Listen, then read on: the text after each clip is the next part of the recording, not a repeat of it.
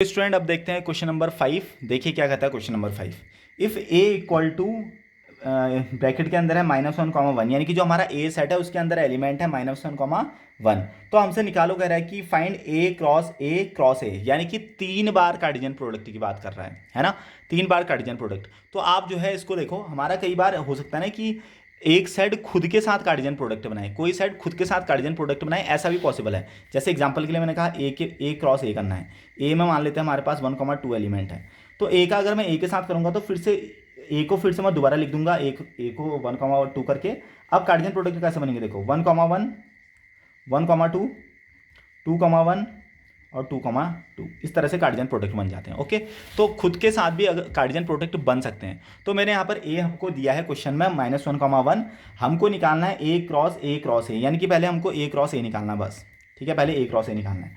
तो खुद यहाँ पर थोड़ी देर के लिए इमेजिन कर लेते हैं 1,1, इस तरह से एक और ए मान लेते हैं। अब देखिए क्या आएंगे खुद के साथ, -1,-1, ओके। फिर दूसरा आ जाएगा -1,1, फिर तीसरा आ जाएगा 1,-1, फिर चौथा आ जाएगा 1,1, है ना। ये हमारे पास पहला कार्टेशियन प्रोडक्ट बन गया ए क्रॉस ए का।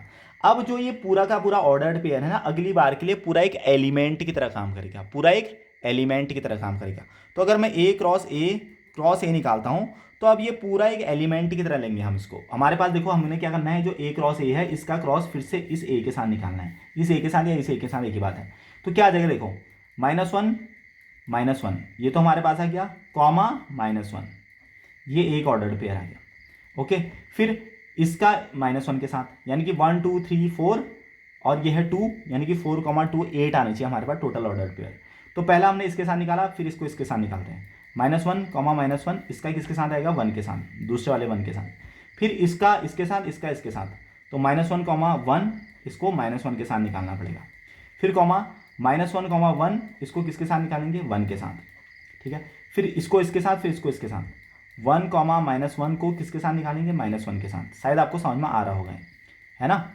फिर उसके बाद इस 1 का इसका हो गया, इसका इसके साथ, इसका इसके साथ, इसका इसके साथ, इसका इसके साथ, 1 2 3 4, ये बन गए हमारे पास। फिर उसके बाद इसका इसके साथ निकाल दिया हमने, ठीक है। फिर इसका इसके साथ निकालेंगे, यानी कि 1, -1 और 1, ठीक है। फिर लास्ट वाला पेयर बचा 1,1 का -1 के साथ, 1,1 का हमने निकाला -1 के साथ। फिर 1,1 का निकाला हमने, 1,1 का निकाला हमने 1 के साथ। 1 2 3 4 5 6 7 8 आ गए हमारे पास, ठीक है। तो ये हमारे पास ऑर्डर पेयर आ गए। कई बार आपको ये जो मैंने इतने सारे ब्रैकेट लगाए हैं ये रिमूव भी हुए मिल सकते हैं, या आपको आंसर इस तरह का भी मिल सकता है।